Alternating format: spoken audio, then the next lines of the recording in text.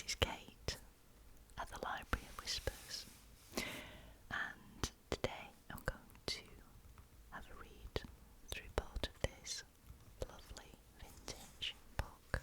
It is from a series called The Mysteries of the Unknown, Mystic Places. We're going to read about Atlantis.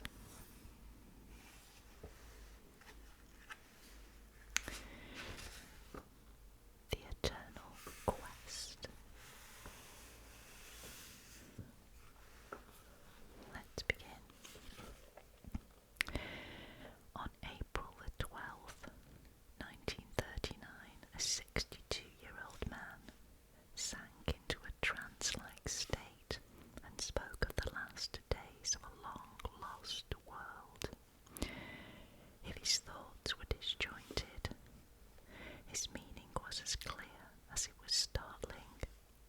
In Atlantis, he said, when there was the breaking up of the land, came to what was called the Mayan land, what is now Yucatan. Entity was the first to cross the water in the plane or air machine of that period. The speaker was Edgar Cayce, known as the Sleeping Prophet, because he invariably experienced his visions in a seeming stupor. For 2 decades, this enigmatic, unfettered American seer would astound listeners with confidently detailed pronouncements about the fabled island continent of Atlantis. Hailed as a greatly gifted clairvoyant and healer, Cayce told of an ancient place that before it was swallowed by the ocean had produced technological marvels not to be seen again until the 20th century. He spoke of living men and women who in earlier incarnations had been citizens of this vanished continental nation. He recounted how survivors of the final cataclysm had found out by various means, some on board Atlantean aircraft, to bear remnants of their knowledge and achievements to nearly all the corners of the globe.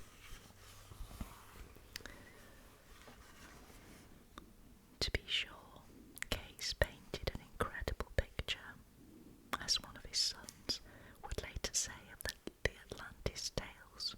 They are the most fantastic, the most bizarre, the most impossible information in the Edgar Cayce files. Another son, namesake Edgar Evans Cayce, put it a different and more hopeful way. Unless proof of the existence of Atlantis is one day discovered, he conceded, Edgar Cayce is in a very unenviable position. On the other hand, if he proves accurate on this score, he may become as famous an archaeologist or historian as he was a medical clairvoyant, however improbable they may appear.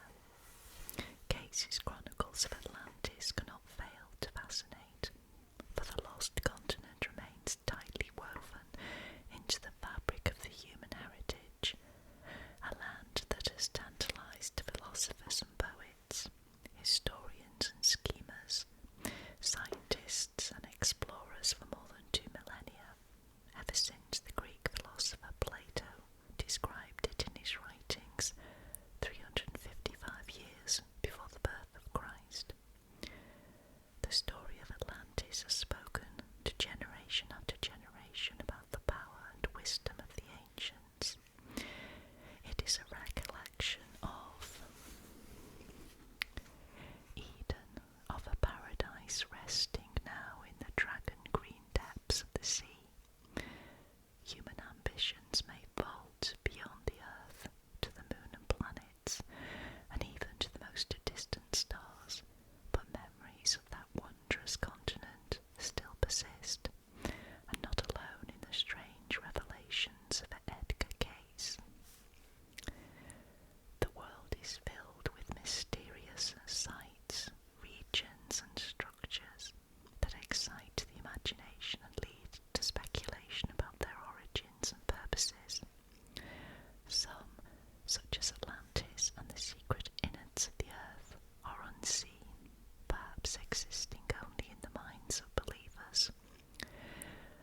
countless are highly visible, but inscrutable nonetheless.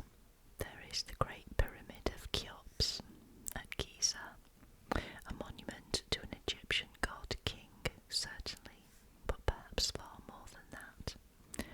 There are the awesome columns and archways of Britain's Stonehenge, built by unknown hands as a device for tracking the cycle of the sun, but possibly invested with other meanings too. On the coastal desert of Peru, lengthy lines and vast figures of animals and human-like creatures have been etched into the arid ground, drawings that can best be seen in their entirety from high above. What do they signify? How, for that matter, did their makers even perceive them whole? Such markings, monuments, and locales often have been explained in ways that range from the wholly imaginative to the mundane, from the poetic to the scientific. They continue to be grist for the doubter and the true believer, the charlatan and the honestly curious, and of all the mystic places, the most enigmatic and the source of many of the rest, in the view of some people, is the lost island continent of Atlantis, the subject of more than 2,000 books and countless articles and poems. Atlantis has been traced to a long list of sites and regions in the world, among them most of the oceans and continents, to mountain ranges such as the Atlas Mountains of North Africa, to deserts such as the Sahara, to islands such as Malta in the Mediterranean, and Bimini in the Caribbean, to cities such as Carthage on the Gulf of Tunis, and Cadiz in southwest Spain. The supposed civilization of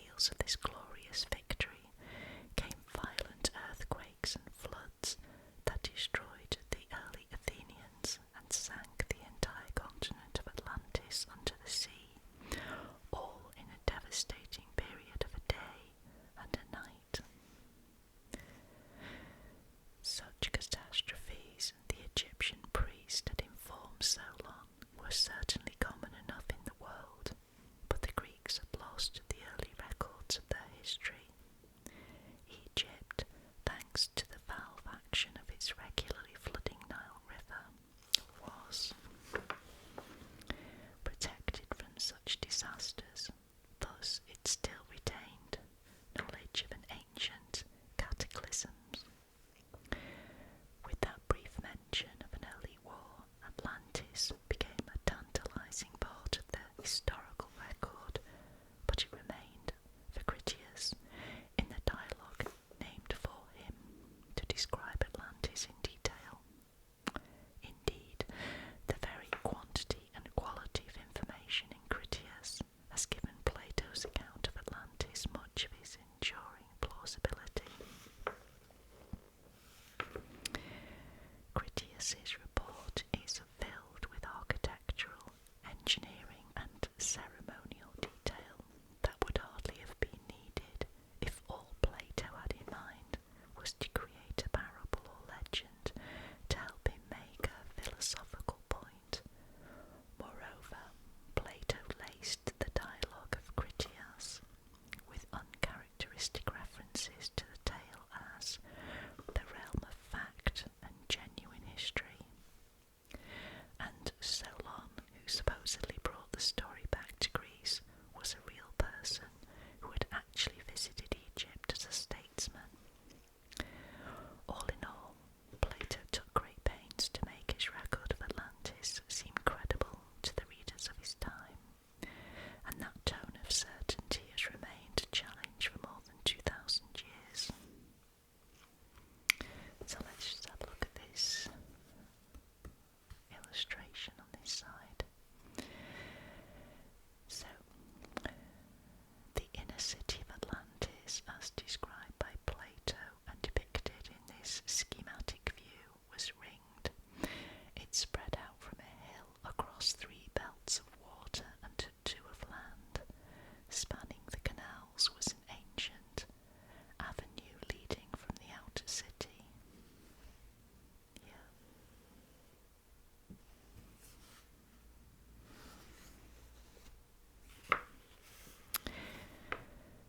Today, of course, few people believe in Poseidon, the Greek sea god, or in any of the rest of the Hellenic pantheon.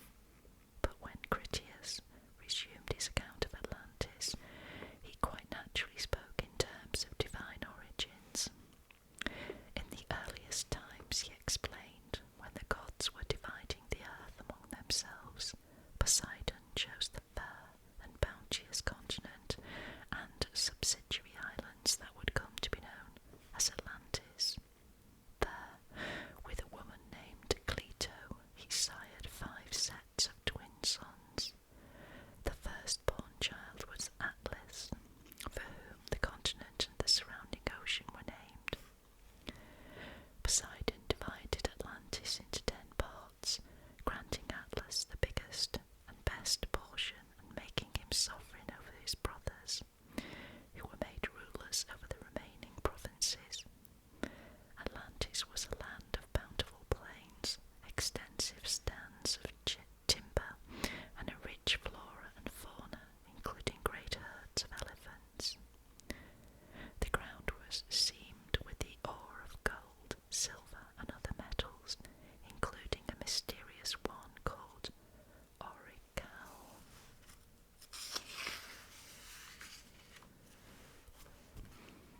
orichalcum.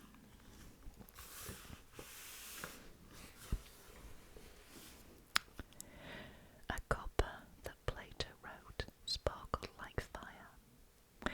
At the southern end of the continent, the kings built a city of a magnificence to match the great power that so rich a land soon achieved. The city, also called Atlantis, consisted of concentric rings of land and waterways. In the centre, on a high hill where Poseidon and Cleito had conceived Atlas and his twin brother, the Atlanteans raised a great temple to Poseidon, with a statue of the god riding a golden chariot through the sea in the company of dolphins. In the city there were springs, both hot and cold, some for the use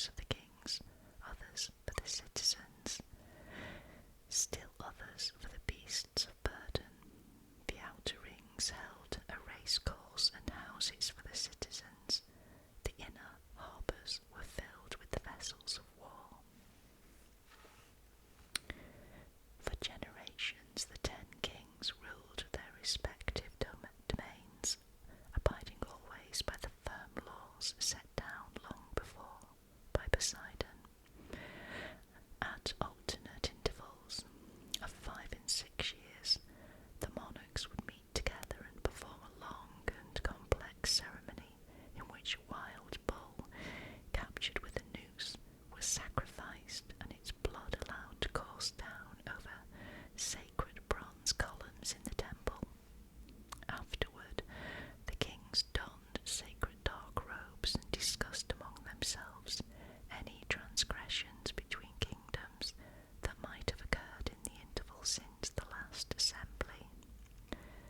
They inscribed the results of these deliberations on tablets of gold.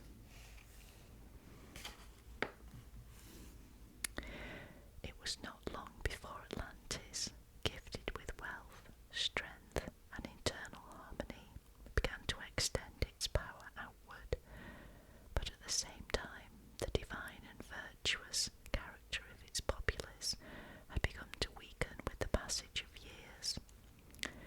Human nature, Critias reported, got the upper hand. The Atlanteans began to exhibit less seemly qualities. Uncurbed ambition, greed and ugliness grew among the citizens and the rulers as well.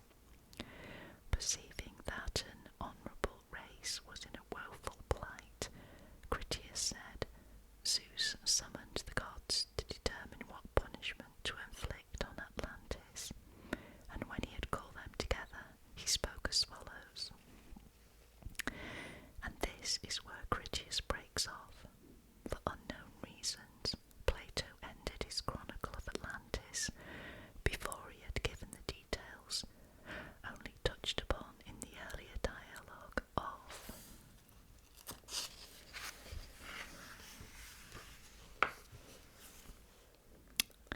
Timaeus, of the war with the Athenians and the terrible earthquake and floods that sank the one blessed continent into the depths of the sea. Despite Plato's best efforts to make Atlantis seem real, his descriptive account was soon the subject of controversy. Even his student Aristotle claimed that Plato had fabricated the Atlantis story and contrived the continent's catastrophic demise as a literary convenience. For many centuries thereafter, scholarship in the Western world was based on the reading of texts by the greats of earlier times, and philosophers generally aligned themselves in schools of thought that were either Aristotelian or Platonic. The Platonists claimed that Plato's account of Atlantis was straight history, while Aristotelians took the opposite point of view and maintained that the lost continent was pure myth. Even so, it was easy enough to believe that a mysterious land might once have existed in the vastness of the Atlantic. The seas beyond the Strait of Gibraltar remained largely unexplored, and in the minds and maps of men were perilously laced with reefs and shallows, not to mention strange and dangerous creatures. There were plenty of corroborative stories about other Atlantic landforms. Ogygia, in the epics of the Greek poet Homer, for instance, that lent credence to the Platonic account of the lost continent. And here and there in old texts was circumstantial evidence for those predisposed